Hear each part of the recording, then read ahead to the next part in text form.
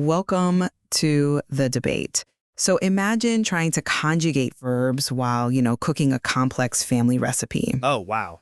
and simultaneously telling a deeply personal story. Sounds incredibly chaotic, right?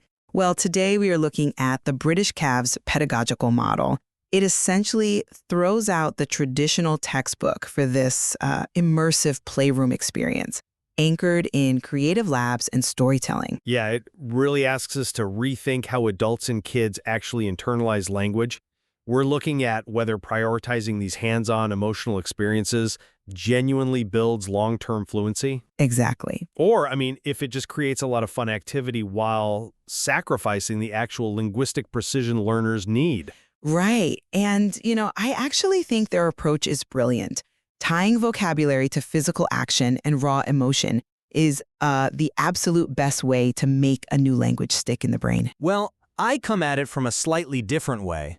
While an immersive playroom is highly engaging, obviously, I worry that these complex parallel tasks create severe cognitive overload. Oh, sure. Which ends up completely obscuring the grammatical fundamentals. I hear that.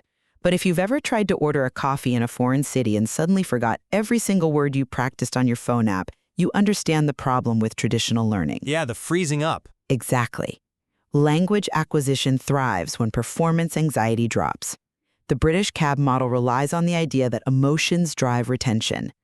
When you contextualize vocabulary through personal narrative, it doesn't feel abstract anymore.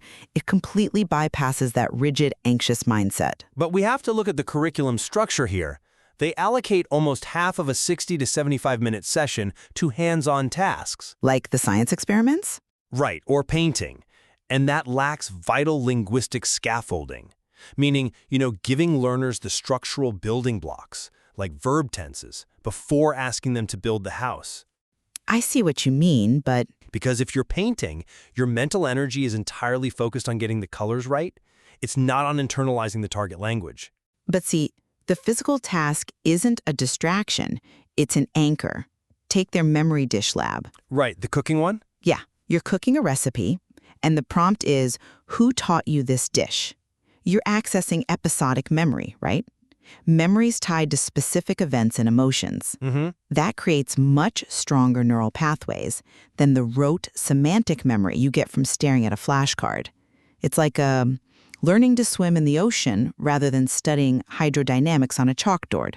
The water isn't a distraction, it's what's teaching you to swim. Okay, that is a clever comparison. But if you throw someone in the ocean who doesn't know how to swim, they don't organically learn the butterfly stroke. They drown. Oh, come on. No, seriously, that is exactly what linguistic cognitive overload is. Human working memory has a strict limit. Well, sure. Look at their mobile cafe lab, the photography and captioning project. The adult learner is navigating a public space, handling a camera, and trying to speak a new language. Right. If your brain is 90% focused on getting the camera aperture right, there's literally no bandwidth left to process past participle verb agreements. And then the instructor introduces an advanced prompt like, describe a turning point in your life. Yeah, which is highly motivating. But you are forcing learners into complex narrative structures before they actually possess the syntax to express them. I see why you think that. I do. But the complexity is the very thing that triggers the emotional engagement. How so?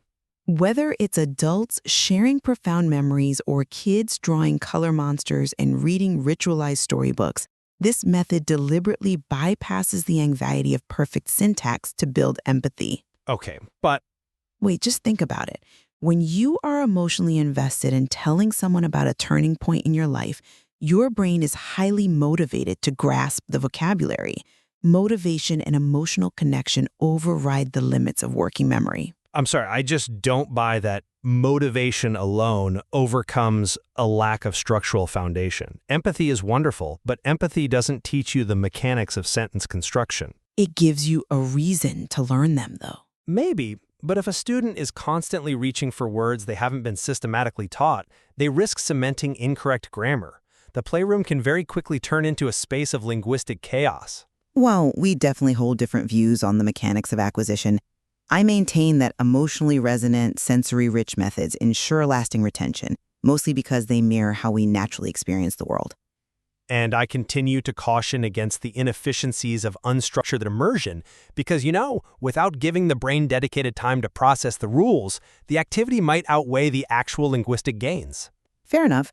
Though I think we both completely agree that language instruction has to eventually transcend abstract exercises to achieve true cultural resonance.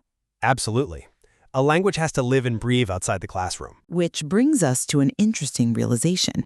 Maybe true fluency isn't just about perfectly memorizing vocabulary and syntax. Right. It's about reducing the gap between knowing a word on paper and having the emotional confidence to actually use it in the messy, real world. That's exactly it. The question is just whether you build that confidence through a sturdy foundation first or by diving headfirst into the deep end. A perfect place to leave it for our listeners to decide.